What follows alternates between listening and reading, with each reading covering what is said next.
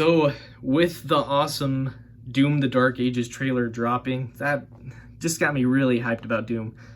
And yeah, really made me decide to put the time and effort into going through and beating all the games, at least the mainline games in the series that I had not beat yet, which was pretty much all of them actually. The only game I had beat before this was Doom 2016, which was an awesome game.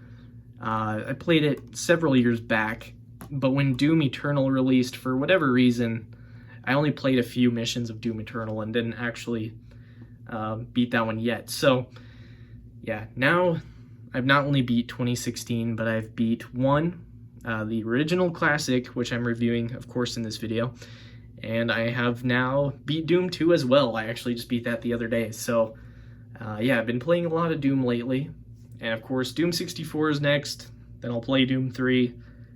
I'll probably play Doom 2016 again, just to kind of refresh my memory, but I'd love to go through and do a review on all these once I play through them all. So of course, and then maybe do like a series overview at the end, kind of go over, maybe even rank them. That might be fun. But yeah, so what do I say about Doom? It is a classic for a reason. The original Doom is definitely a pioneer for the FPS genre. It introduced so many things that are even still used today, so many ideas, and honestly, I'm really glad I went through and took the time to play through the game all the way and roll credits at the end, because it's a game that I definitely respected for what it was, but I respect it even more for having gone through and played through it all the way, because the level design is actually really quite good. I think it holds up pretty well by today's standards. I say today's standards, but I mean, if we're comparing it to something like Gollum, then obviously it's going to be better than Gollum or like Kong, that King Kong game. But anyway, getting off track here, I think it holds up incredibly well. And not only that, but the gunplay is a lot of fun. Just the whole shooting aspect of the game, the guns feel like they have an impact and do a lot of damage, so that was pretty awesome. Now, Doom 1 is a game that I have played quite a bit. I've played it on several different consoles, actually. Doom 1, it's available on pretty much everything, so just keep in mind if you want to play through the game, there's going to be a lot of different options for you. So kind of look at which one you think you might be the most interested in. Some people have different preferences on what's the best one. Personally, the one I chose to play it through all the way on was the Switch version, which I have digitally. I've also played stuff like the Saturn version, the Super Nintendo version. There's of course like the PC version was kind of the main one originally. So yeah, lots of different ways to play Doom. So just kind of look into that and see which one you want to play through. But going back into the game's actual design, it's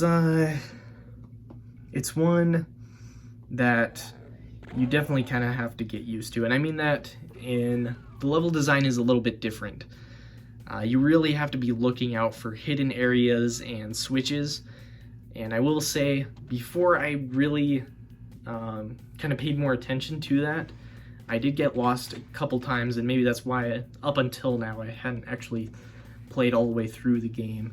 But going and actually putting the time and effort into just kind of keeping my eyes open for those secret areas, it's going to make the game a lot more enjoyable, and you're going to get lost way less frequently. So yeah, also definitely use the map. The map comes in handy quite a bit, especially at first when you're still trying to get used to kind of the level design layout. So yeah, as you go through the game, there are different doors that'll be like color-coded with a different key card, so you have to watch out for that. Some doors require, of course, a switch to open. So yeah, just always keep your eyes peeled. And then if you're looking for secrets as well, you're going to get some high-powered weapons pretty early on, which is very, very helpful. And even if you do get lost, there are so many different guides that you can watch and actually help you get unstuck. I will say there were a couple areas that I had to look up, but honestly, most of the time, there was just a switch that I had completely missed, and if I had kept looking for a couple more minutes, I probably would have found it. So there were a few instances where it was kind of it was kind of like, okay, how would I have figured that out without this video? But really didn't happen too often, especially with the mindset of just always be looking for secrets, and that'll really help you out quite a bit.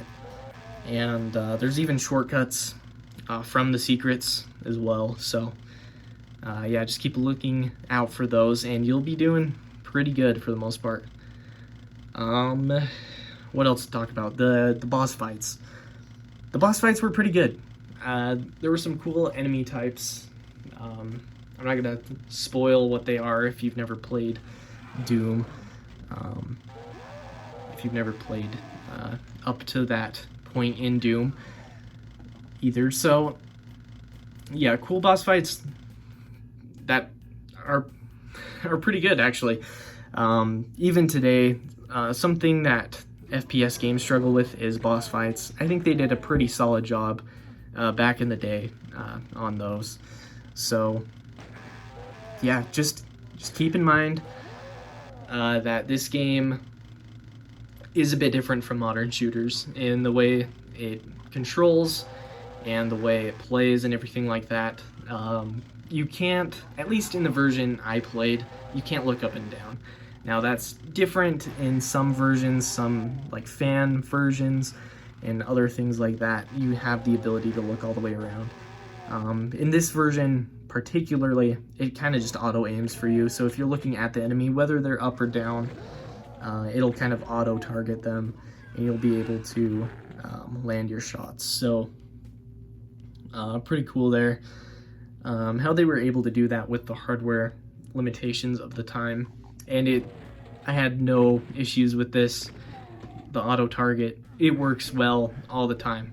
So as long as you're looking directly at the enemy, you're going to be landing those shots even if they're up or down. So yeah, another cool thing, albeit it's kind of minor unless you dive into it more outside of the game, is the story. I'm not going to spoil anything here, but it's a pretty solid story. It's cool, but of course it's kind of in the background of that awesome Doom gameplay. So yeah, I mean, the enemy types, there's a good amount.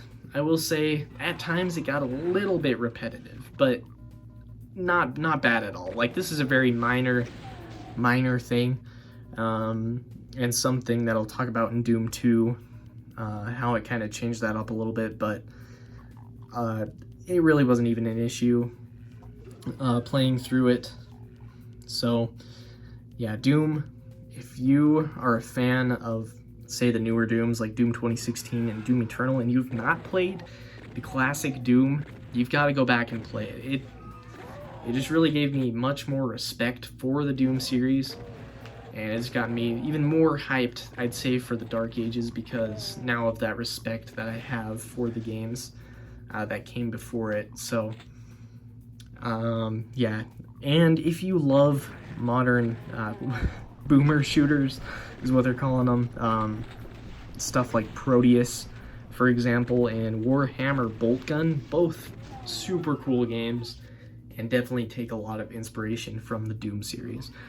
So absolutely check out the original Doom. Again, it's available pretty much everywhere, so just kind of look at that and kind of decide which one you want to play. Definitely recommend you put the time into playing through it all the way, because it really gives you respect for the series and just the classic games in general. Such a good game. Highly recommend it.